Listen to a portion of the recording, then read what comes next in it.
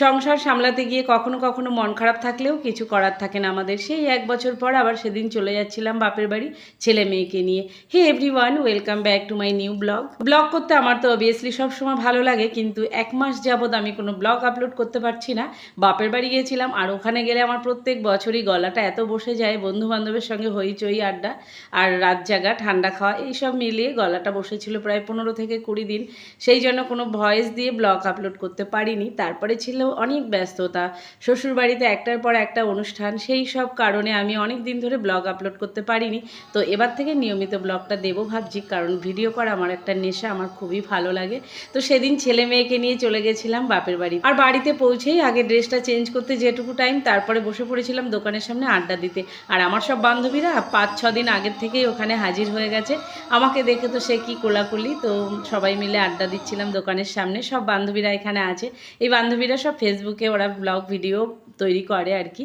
এটা আমার একটা ছোটোবেলার বন্ধু, তার সঙ্গে কথা বলছি। আর পেছনে দেখছেন ওটা আমাদের দোকান। আমার দাদার মেয়ে বসে আছে, বৌদিরা বসে আছে। আমাদের বাড়ির সামনেই এই মন্দিরটা। আর এই কীর্তন আমাদের জন্মের আগের থেকেই হয়, আর এখানে না আসলে যেন আমাদের দম বন্ধ হয়ে যায়।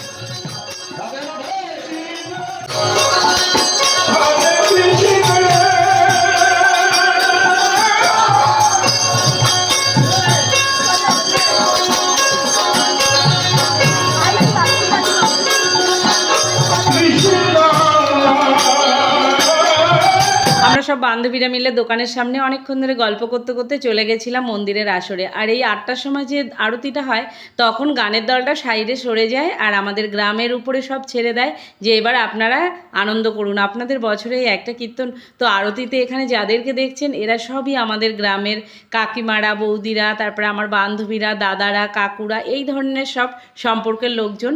এরা সবাই আমাদের পাড়ার। এই যে যাদের দেখছেন, গানের দলটা কিন্তু সাইডে দাঁড়িয়ে গান করছে, আর এরা সবাই একদম মন খুলে ঠাকুরের নাম করছে, যেটাকে বলা হয় 8টার সময় যে আরতিটা হয় সেটা। আর আমি ভিডিও করার জন্য আমি আর ভিডিওর মধ্যে ছিলাম না। তো বছরে এই কটা দিন আমার বান্ধবীরা বলুন আর গ্রামের লোকরা বলুন, মন খুলে আনন্দ করে। পুরো ভিডিওটা আমি আপনাদের আস্তে আস্তে দেখাবো। আজকে কিছুটা দেখালাম, কালকে কিছুটা দেখাবো। এবার থেকে আমি কন্টিনিউ পার্ট 1 পার্ট 2 করে ভিডিওগুলো আপনাদের সঙ্গে শেয়ার করব।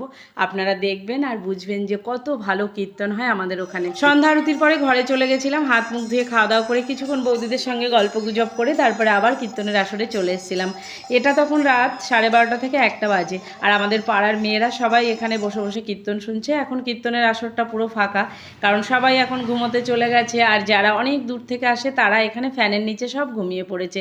দেখতে কি ভালো লাগছে, তাই না? আর এখানে আমাদের পাড়ার কিছু ছেলেরা গরমের জন্য আর ঘরে যায়নি, সব ওখানেই ঘুমিয়ে পড়েছে। আর আমরা মেয়েরা বসে বসে এখানে কীর্তন শুনছি আর গল্প করছি। বছরের এই কটা দিন আমাদের যে কি আনন্দে কাটে তো কি বলবো। আর এখানে যাদের দেখতে পাচ্ছেন এরা হচ্ছে আমার দাদার মেয়েরা, দিদির মেয়েরা। পাড়ার আর কেউ নেই, সব আমরাই এখানে আছি। চোখে দেখুন এক ফোঁটাও ঘুম নেই, মানে বাপের বাড়ি এসছি বলে কথা। আর বছরের এই কটা দিন আমরা যে কি আনন্দ করে কাটাই কি বলবো আপনাদের। তো কেমন ছিল আমার এই ছোট্ট নিউ ব্লগটি অবশ্য কমেন্ট করে জানাবেন, ভালো লাগলে লাইক করবেন।